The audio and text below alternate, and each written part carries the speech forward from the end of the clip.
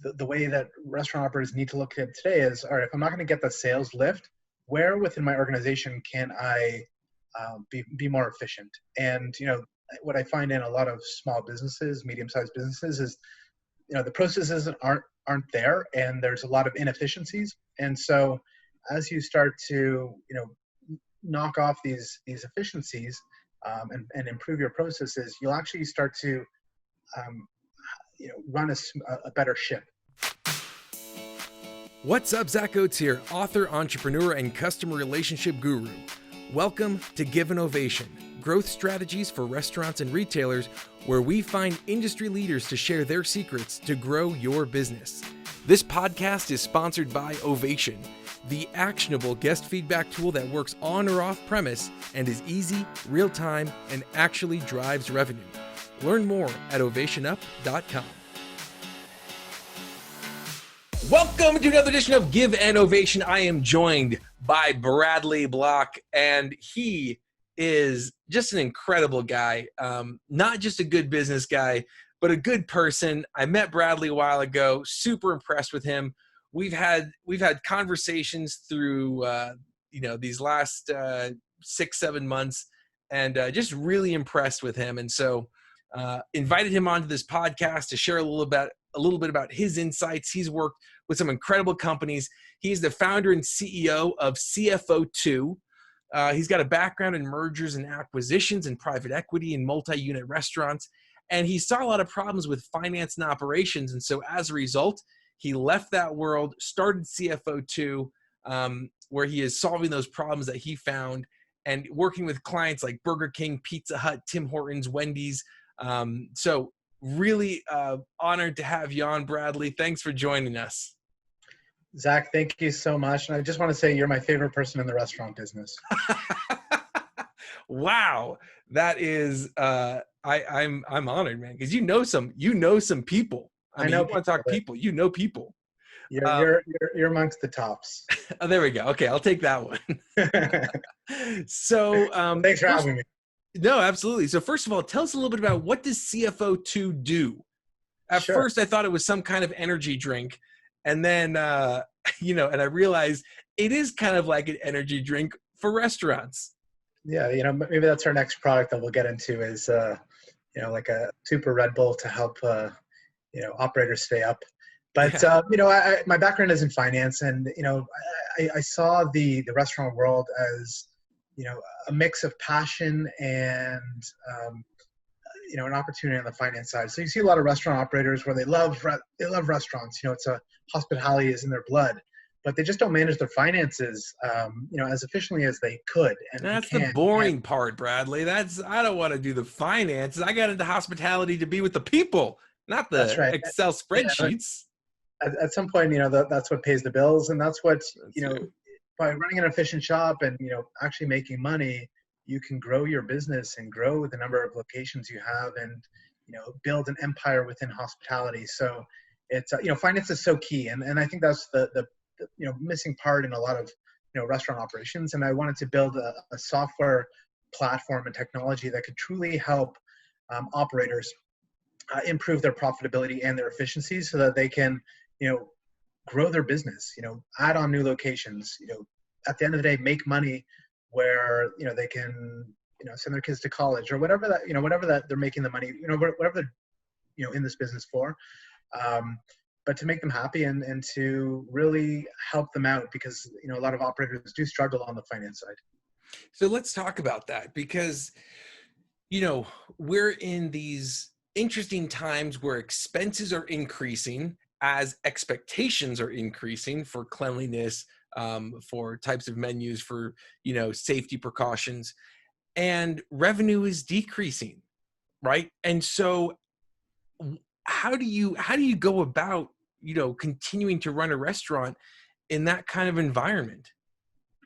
Sure. So, I think the old adage is, sales solves all. And so everyone was always looking for, growth in sales, and, you get leverage over your rent, over your employees.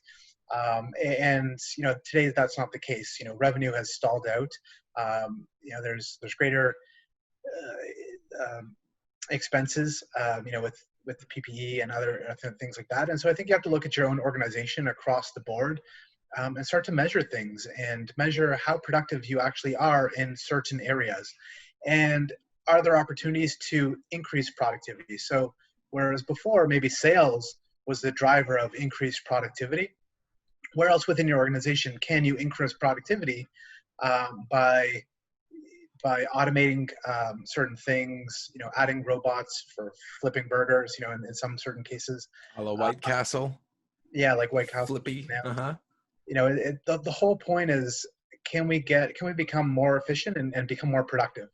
And so that's, I think the way that restaurant operators need to look at it today is, all right, if I'm not going to get the sales lift, where within my organization can I be more efficient? And, what I find in a lot of small businesses, medium-sized businesses is, the processes aren't there, and there's a lot of inefficiencies. And so as you start to, knock off these efficiencies and improve your processes, you'll actually start to run a better ship. And when you have a better ship and a stable ship, you can then start to actually grow your business. And the sales will come back one day. You just have to outlast COVID, which I'm hoping that a lot of restaurant operators can and do. And so picture in a year from now, sales are going to be up, and people are going to be spending money like crazy. And so you're going to have a really smooth economic machine, because you've solved for all those inefficiencies. And now when sales come in, it's going to hit your bottom line, so you're going to improve your profitability, but then you're also going to be able to grow your business. So because you've set these processes in place, now you can go add on another location or 10 locations or 100 locations.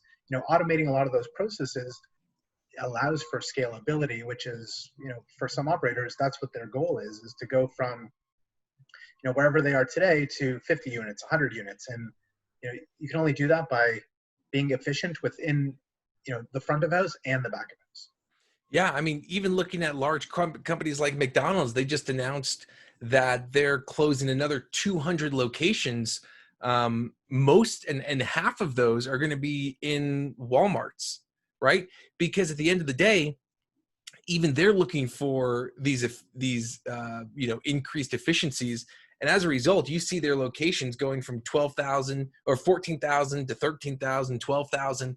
Their locations are dropping as they're finding more productive ways to increase the output of each individual location. At times that means cutting down on locations. And so it's like getting pulled back as a slingshot so you can propel yourself forward.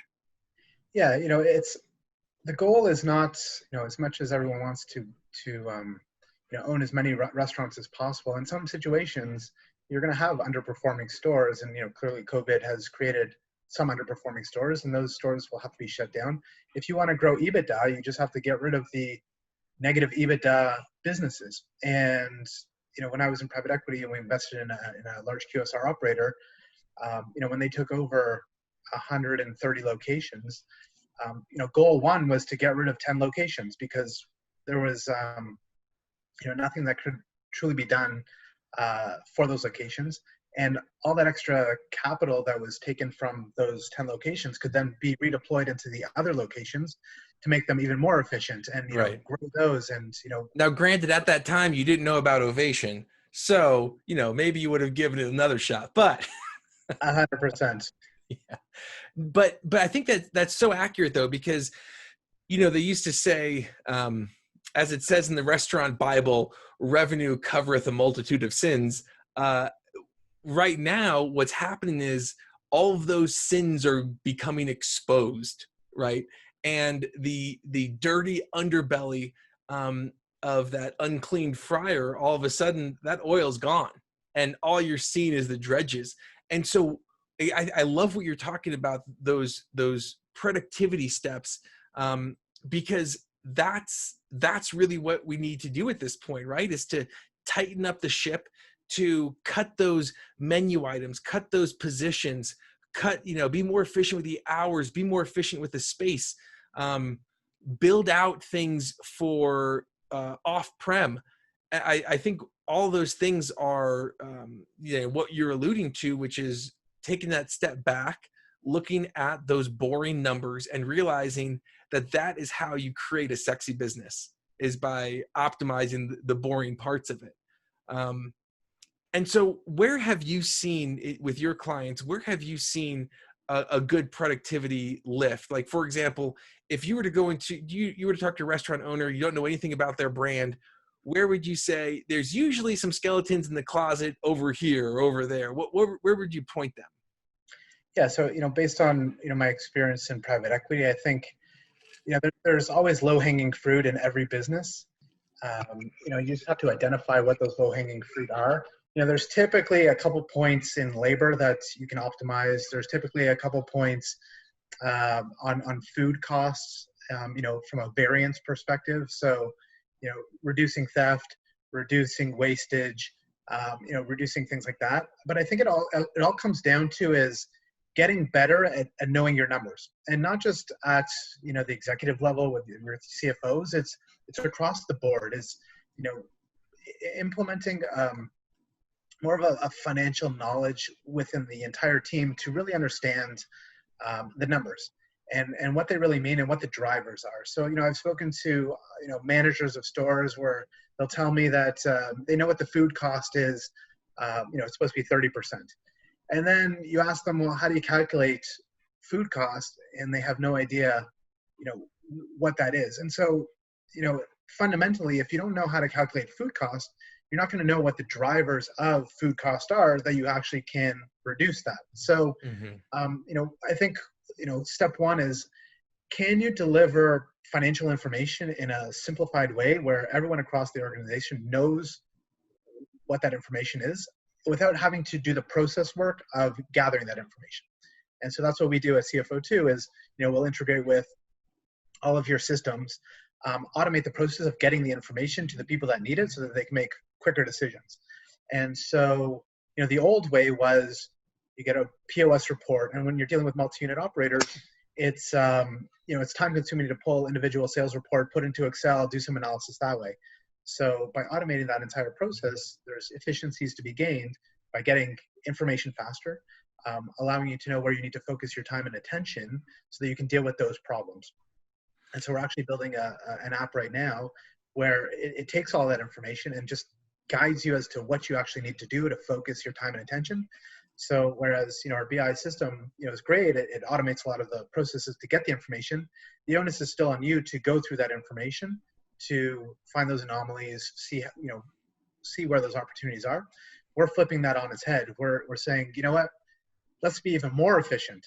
Let's skip that whole process of the analysis and let's just let the system tell you where you need to focus. So if you're inefficient at labor in store number 3, and you can make an extra $500 by doing something, that's where you need to focus your time and attention. Everything else is less relevant at that point in time. And everyone knows the margins in restaurants are so small. You're fighting for pennies on a daily basis. So if you can find an extra $50 per restaurant on a daily basis that you saved money on, you'd be like, oh, it's just $50. Who cares? It adds up. It adds up to thousands and thousands of dollars. It could be 1% per day, and 1% on $1 million is $10,000. When you're dealing with multi-unit operators that might be making $100 million, that's literally $1 million in savings. And so that's the low-hanging that they look at. The other product that we have is an accounts payable automation product, and it's the same thing. It's how do you make your accounting staff more productive by processing invoices? And what we realized with our customer base is that they're boosting productivity around 12 times. Is they don't have to do any more data entry. Emailing managers at different stores for getting their approval is daunting, and so we've eliminated that task altogether. So now the AP individuals within accounting, they've reduced their workload by 90%. They can do other things, and so that's really what increasing productivity in the back of house it really is now you've got these resources that actually can do things that are truly adding value to your business, not just data entry, not just processing, getting information, producing reports for executives. Those are all tedious remedial work. The real value is in the analysis. It's in looking at your accounting department and seeing if there's other efficiencies from a payments perspective, or, maybe we've missed paying our vendors on time and it's costing us money. How do we eliminate that? And so, these tools that we give to people are tools that help them run a better operation, and all the time and resources can now be applied to more valuable things about thinking about how do we grow our business. And I think, what's amazing about COVID is, yes, it's a disruptor, and there's a lot of businesses that are going to be hurt because of it. And it's really just systematically of the restaurant business. It's such a low margin business that, some restaurants will not survive, but those ones that will survive, they should be thinking about, how am I going to double my size of my business within 3 years? Because I actually have that opportunity today that I never had a year ago. If I'm part of a chain, there's going to be a bunch of, operators who have just been fed up with the restaurant industry, or just want to get out, or they've been in it for 30 years and are looking to exit. This is the real opportunity for those multi-unit operators to take over those stores. And because they've got this efficient processing machine, it's easy for them to scale. And so, when I was in private equity, one of the big things that we would do when we would onboard and invest in companies is just professionalize the business. Professionalizing a business is so valuable. By setting up processes, by bringing on the right people, just making it an efficient machine. And so, and some people don't like to look at businesses as a machine, but they're about, you're producing burgers. It's, the humans are, cooking the burgers, they're making it, and then there's other pieces that fall into place. And if you look at the whole workflow of how you actually eventually make a burger and get it to a customer, it's a process. And you can look at it as, how do we, from step 1 all the way to step 100, where are those opportunities along the line that we can save time, save money, save whatever we need to do, which that time can be utilized in more valuable things. Well, because a lot of people, as they're looking at their business, right, they look at it in terms of maybe some people want to keep their one burger shop for the rest of their life, right? And in that case, you want to professionalize your business to secure your retirement, right? Maybe people are looking to grow their business themselves. Well, you'll want to professionalize it, because every hidden wart, the more people, the more that you grow, the bigger that becomes, the bigger of a problem it becomes. The number one reason startups fail is because they scale too quickly. Same thing with restaurants. And then if you're looking to sell your company to, one of these blood-sucking capitalists like Bradley used to be, when it comes down to it, what is the first thing that he's going to do? He's going to go in there and professionalize your business. And so why not do that now and extract the value yourself that he in a former life would extract when buying your business? And so no matter what stage of company you're at, no matter what you want your outcome to be, this is super sound, solid advice. And I think that as we take a step back and we look at the future, we realize that the numbers have to make sense. And we've got to get better at our numbers, because if we don't, we're going to get swallowed up in this, because the old normal ain't coming back. And those things that used to be forgivable by just sending out a text and boosting sales on a slow Monday, we got to figure this out before that happens again. I love that. I think that makes so much sense, Bradley. Yeah, for those individual, independent restaurant operators who it's in their blood, it's, this is what they know, they've been doing it, and they've got that gut feeling. It's hard to pass that gut feeling on to the next generation. So if you've got this restaurant that you're operating and you want your sons or daughters to take over, they're just never going to be as knowledgeable as you are, because you were there from day one, where you went through all this pain and trouble to get it up and running, and you've been operating for 30 years. Like, how it works, and you're the numbers, etc. But it's all about professionalizing that so that other people can take over that business. And whether it's your own family, or whether it is a private equity company that's going to go buy you, if they want to do a deal and the numbers, are cleaner and the business is cleaner, it's going to be a smoother transition to a private equity company, hands down. And to your point is, yeah, why not get that value for you?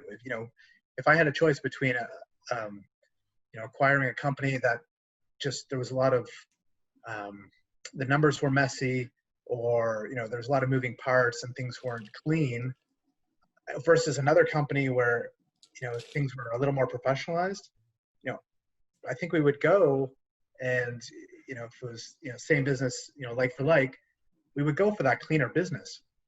It just makes our jobs, our lives easier, back in the private equity world. But as an operator today, you want to be, I think what COVID has provided is time to rethink your processes, rethink your business, and it's giving you time. Whereas maybe before you were working like crazy hours and you didn't have that time to just stop and think. Here it's giving you a little pause, and that pause I think is good to view your entire business. Go see where there's inefficiencies, and just fix those little inefficiencies, and then keep trying to do things. Knock off the low-hanging fruit. That low-hanging fruit is going to save you 2 to 5%, like right away. And then after that, once the low-hanging fruit is gone, then I think you got to really work at figuring out what those inefficiencies are. But leave that for another day. Just go. It's always easiest to just bite off the simplest thing and just get rid of that. So go for the easiest stuff within your own business, and every business is unique. And so I can't tell you exactly where to start, but start thinking about like your back office. What are you doing from a back office perspective? Can there be something that you can improve there? Or from a scheduling perspective, to optimize labor, are you doing things in an optimal way? Is your forecasting, can your forecasting be done better? Can your scheduling be done better? Can it be done faster and more efficient than it currently is today? If it's taking your managers hours to put a schedule together, can you cut that time in half by doing something? And whether it is using technology to do that, or it's just doing it yourself in a more processed way, saving a manager an hour per week allows them to do other things. Be within the store, greet guests, train staff, whatever that is. Your goal, you want to like alleviate as much time so that time can be better spent on other things. Creating a forecast and it takes you 3 hours to put together on a weekly basis, and then all that scheduling and if it can be done in an hour, that's 2 hours of your time. So it's little things like that where it's like, can we free up people's times, or can we set a process across our entire organization where everyone just follows these steps? And you can do it from learning from your best operators or your best managers. Go find out what your best manager is doing within your store, see how they do it, because they're doing something right. And can you bring that knowledge base across and down to the lowest level and help those individuals out? And, maybe there's, a 10-minute weekly call where, there's a learning like conference, or, a team huddle where, the managers are learning from each other. Little things like that, I think, go a long way. I've spoken to, lots of operators, and, the district managers spend 80% of the time on the 20% of the underperformers. Mm-hmm. Well, that's a crazy amount of time. Like, you're trying to you're focusing on, the worst parts of your business. Is there something that you can do that takes that, that saves some time from the district manager because you've automated a process, or you've established a process where now these managers at the bottom just follow that process? And so if the district manager is now spending 60% of their time with the underperforming 20%, they can do amazing things with that extra 20% of their time. So it's just going through your organization and trying to find at every level, how can we save an hour? How can we save 2 hours? How can we save time to be better spent on things that are going to generate revenue, give the customers a better experience, use technology like yours to, understand the guest experience and do something with that. If you learn something from the Ovation app, can you apply that into the business when your customers come in, and it's like maybe they just want to be greeted, maybe they just want, Starbucks does it well, they write down your name, maybe it's little things like that go a long way within in the restaurant world, and it brings you back to that initial rush into the restaurant world, which is hospitality. Yeah. And so that's what that's where I think the time during COVID has allowed, or should be, for finding those opportunities and those process improvements. Love that, man. So here are my key takeaways. One, measure more to be more productive and gear up for growth post-COVID. 2, know your numbers and drivers. There's low-hanging fruit in your organization, whether it be food cost, theft, a wastage, labor, food waste, labor, whatever that is. Find those low-hanging fruits. 3, I love how you said professionalize your business to gear up for scale. And then 4, you're nuts if you think you could pass on guts. So make processes to solve the what's. That's what I heard. And I think that at the end of the day, that makes so much sense. And looking at these numbers, making sure that you understand that those numbers, those percentages, those hours, that's what adds up to a really streamlined business and really successful restaurant. So Bradley, how do people find you, follow you? Perfect. Well, thanks. You can visit us at CFO2.ca. Our accounts payable automation platform can be found at factura.ai. You can also email me directly at bradley.bloch@cfo2.ca. So that's BRADLEY.BLOCH@charliefrankoxygen2.ca. Awesome. Well, Bradley, today, Zach, and he'll get in touch with me.